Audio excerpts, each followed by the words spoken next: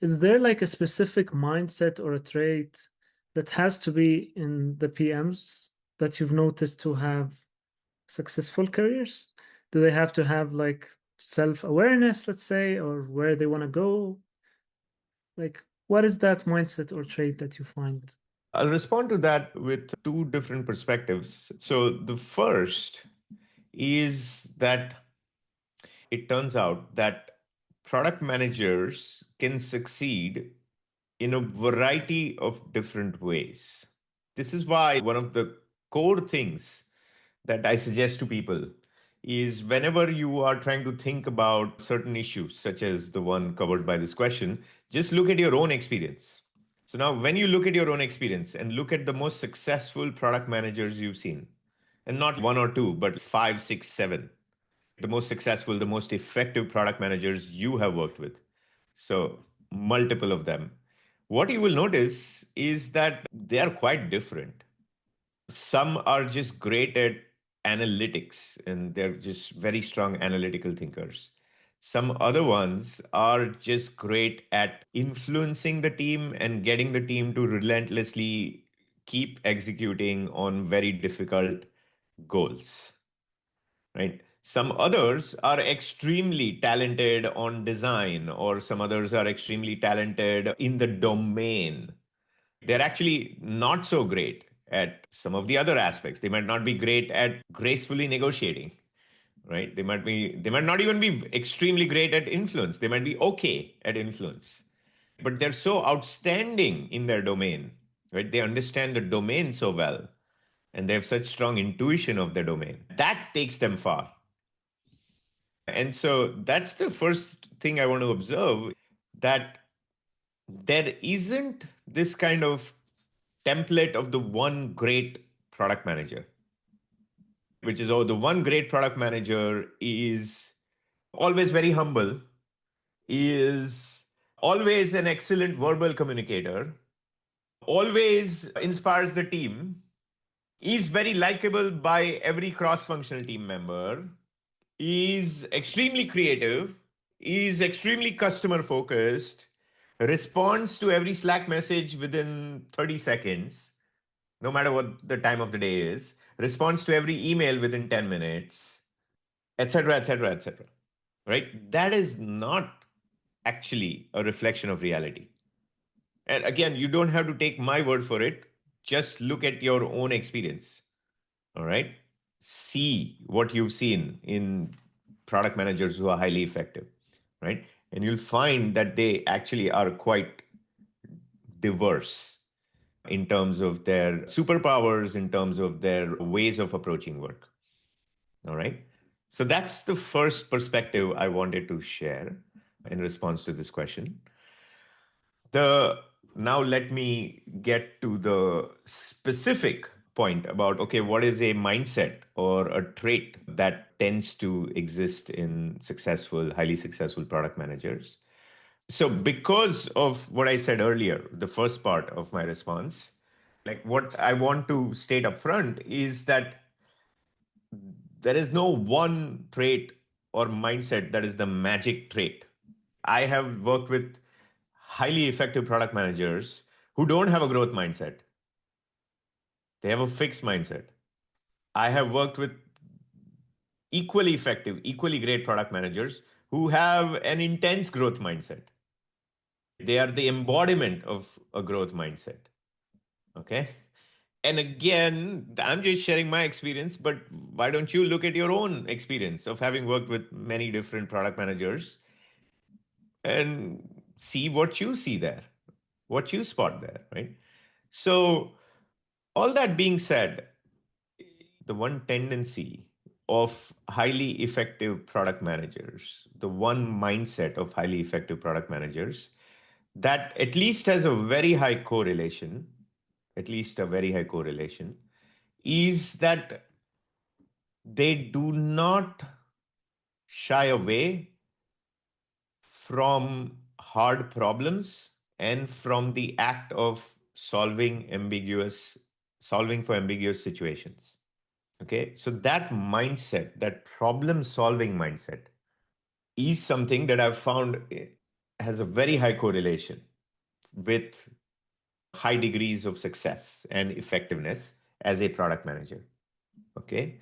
Now, one would think that this mindset of, yes, I'm going to go solve this problem. Yes, I'm going to tackle this problem. Yes, this is a tough problem, but I'm not going to ignore it. I'm going to confront it head on. One would think that, oh, yeah, that should be coachable. It has been my experience that it is not coachable. That is why I say it's an aspect of mindset. It's not a skill. A skill is typically coachable, is typically teachable. A new mindset or a different mindset is learnable, but not teachable or coachable. Meaning, at the right time in your life, due to the certain experiences, usually it's failures, doesn't have to be failures, but usually it's failures. Due to certain experiences, one might change or adapt their mindset to, okay, I'm going to actually solve problems, right? Meaning I'm going to confront problems head on, right? I'm actually going to be like almost excited about problems, right? That could happen. That sort of transformation could happen in a person, but that only happens when the person is ready, like truly ready. Okay. So that is why I say it is a mindset thing. It is not a skill thing, right? Yes, there is a problem solving skill, but that problem solving skill can only like ever get manifested in reality when the mindset is there. If the mindset is not there, the skill is not going to get developed. So that is the main one, the mindset aspect that I've seen quite consistently with highly effective, highly successful product managers. And the reason it is so important is because basically everything you do in product is some kind of problem, right? We're constantly like tackling some problems. And the people can, who are not afraid of hard problems, and then over time also develop good judgment around which problems to solve and which problems to not solve, right? Those are the people that end up being very effective. And lastly, it turns out the second aspect, the judgment around which problems to solve and which problems to not solve, is a separate skill, right? So there's some people who have this great problem solving mindset. Over time, they've developed good problem solving skills, but they still don't have discernment on which problems to solve and which problems to actually leave alone, right? And then what happens is that then they try to solve every problem. How many of you worked with a product manager? Maybe you are that product manager yourself, but how many of you have worked with a product manager who's otherwise very smart, very effective, very hardworking, but they are just complaining all the time about all the problems?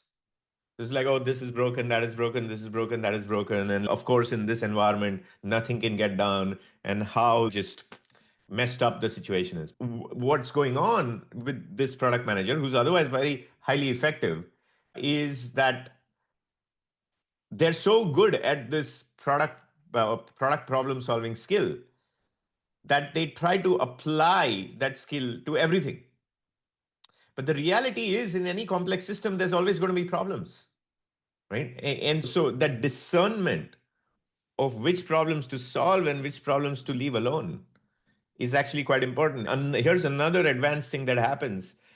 Once you had a certain degree of experience, you also understand that when you solve one problem, you actually create a few downstream problems. Okay. So when that happens, that is destined to happen, basically. But that doesn't mean now that we now try to solve the downstream problem. Because what happens is when you try to solve that downstream problem, you're going to create another problem. Okay. And so what happens is a lot of product teams, what they're doing is they don't understand this. The leader doesn't understand what I just said. So they are on this constant treadmill of like solving problems that don't matter in the grand scheme of things, right? Because they get that huge dopamine hit of, oh, we fixed this, right? But it's like, okay, you fix this, but you don't realize that now there's going to be 2 months down the road, you've created another problem. And then 2 months down the road, when the problem surfaces, they say, oh, here's some new problem. Let's try to fix that. By the way, to be clear, I'm not saying avoid problems, right? I'm saying, in fact, what I'm saying is one also needs to develop judgment of which problems are worth solving and which problems are not worth solving. Okay, so that is that next level of skill. Once you get great at problem solving itself, what can happen is now you have this one hammer, which is, oh, I'm great at problem solving, so I'm just going to hit every single nail or every single thing I see with this hammer. And what I am saying is that you should leave some nails alone, right?